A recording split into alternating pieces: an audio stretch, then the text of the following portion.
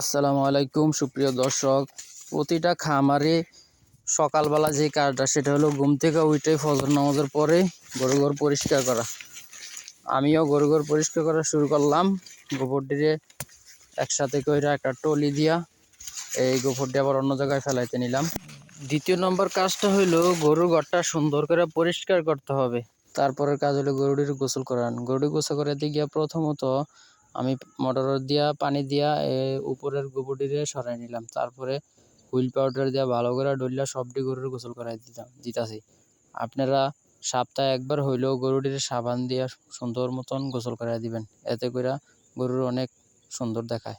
সাবান দিয়া ডলার পরে যখন পানি দিয়া গরুটির ধুইবেন দেখেন কত সুন্দর চকচক করে। আর এই গরুটার এই যে হলুদ দেখতেছেন, এটার কারণে সেই সাদা গরু কিন্তু অনেক ময়লা করে। আর আমি যেহেতু সবসময় কাঁচা ঘাস খাওয়াই এই জন্য ওদের পায়খানা অনেক নরম, তো রাইতে যখন শোয় তো এই ময়লা ভরতে হতে এই হলুদ কালার হয়ে গেছে। এবার কাজ হলো ঘাস কাটা। আমার মূল টপিক ছিল কি, ঘাস থাকলে চারা ঘাস থাকলে কি কি জিনিস সাশ্রয় হবে। আপনি যদি গরুর জন্য চারা ঘাস লাগান তাইলে আপনার 1 নম্বরে সাশ্রয় হইব সময়, 2 নম্বরে সাশ্রয় হইব আপনার অর্থ। চারা গাছ থাকলে আপনার গরু যেমন আমার 7টা গরুর জন্য আমার সর্বোচ্চ গরু ঘর পরিষ্কার করা, ঘাস আইনা কাটটা দেওয়ান 1 ঘন্টার ভিতরে এনাফ। কিন্তু ঘাস যে কয়দিন না ছিল এই কয়দিন আমার 2-3 ঘন্টা 4 ঘন্টা এমনও সময় লাগে যে ঘাস টোয়াইতে বহুত সময় নিত। কিন্তু চারা গাছ থাকলে আপনার দানাদার বেশিও লাগে না একটা, তারপরে দিয়া সময় বাচ্চা থাকবে। আপনি 1 ঘন্টা খামারও কাজ করলে বাকি সময় অন্য কাজ করতে পারবেন। এত উপকার এই গাছটা আমার কাছে, এত ভালো লাগে ভাষায় আমি বুঝাইতে পারতাছি না। তাই সবাই চেষ্টা করবেন খামার করলে সর্বপ্রথম যেন চারা গাছের চাষ করবেন আগে। আর এই গাছটি কাটার একটা নিয়ম আছে। আপনারা দেখছেন আমি অনেক গোড়ায় কাটি। গোড়ায় কাটলে কুশি বাইর হয় বেশি, ফলনও বেশি হয়। তো এই জিনিসটা খেয়াল রাখবেন সবাই। গাছটি কাটার সময় অনেক গোড়ায় কাটবেন, যত গোড়ায় কাটবেন ততক্ষণ দেখেন কত সুন্দর এই সুপটা থেকে কত শয়ে কুশি বাইরেছে।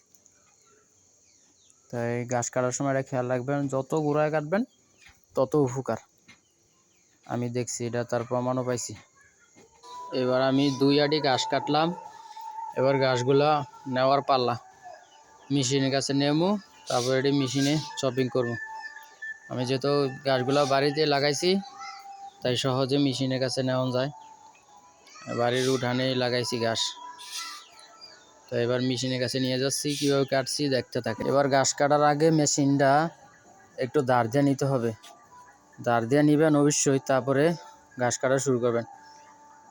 আর আমি এই মেশিনটাতে আলহামদুলিল্লাহ অনেক ভালো লাগে আমার কাছে মেশিনটা। এই মেশিনটাতে অনেক ঘাস আমি একসাথে দেই, এটা জাম খায় না। এই জন্য এটা হাইড্রোলিক সিস্টেম। এটা বেশি হইলে উঁচু হয়ে যায়, জিনিসটা উঁচু হইলে এরপরে জাম খায় না। আর আমি অন্যান্য মেশিন দেখছি জাম খাওয়া যায়, যেটি ওই যে দিলে ফুরুত করে কাটটা লায়। এই মেশিনটি বেশি দিন টিকে না। আমাদের এলাকায় একজনেই আনছে, এটা বেশি দিন টিকে নাই। তো আলহামদুলিল্লাহ মেশিনটা আমার 1.5 বছরের মতন হয়ে গেছে গা। আলহামদুলিল্লাহ অনেক ভালো মেশিনটা। তো এই গাছটি মোটামুটি কাটা শেষ, এখন হলো গরুরে দেওয়ার পালা। এবার ঘাসগুলো আমি গরুগুলোর সামনে দিয়ে দিতেছি। দেখেন কি সুন্দর করে খাইতেছে। আমার মনে হয় গরুটিরে যখন এই ঘাসটি দেই মনে হয় যে ওরা বিরিয়ানি খাইতেছে। আর গরুটি এত সুন্দর মতন খায়, এত পছন্দ করে এই গাছটা তো একটু মিষ্টি বুঝছেন। এই গাছটা হচ্ছে আপনার চারা গাছ, একটু মিষ্টি। আর এই গাছটাতে আমি সবচেয়ে বেশি আমার কাছে ভালো লাগে, এই গাছটা যদি আমার থাকতো আরও পরিমাণে বেশি তাইলে গরু 20টা থাকলেও সমস্যা নাই, একাই আপনি করতে পারবেন। এই গাছ যদি থাকে আর 20টা গরু থাকে, আমি মনে হয় আমি একলাই পারবো। আমার অতটুকু আত্মবিশ্বাস। এখানে শেষ। আল্লাহ হাফেজ।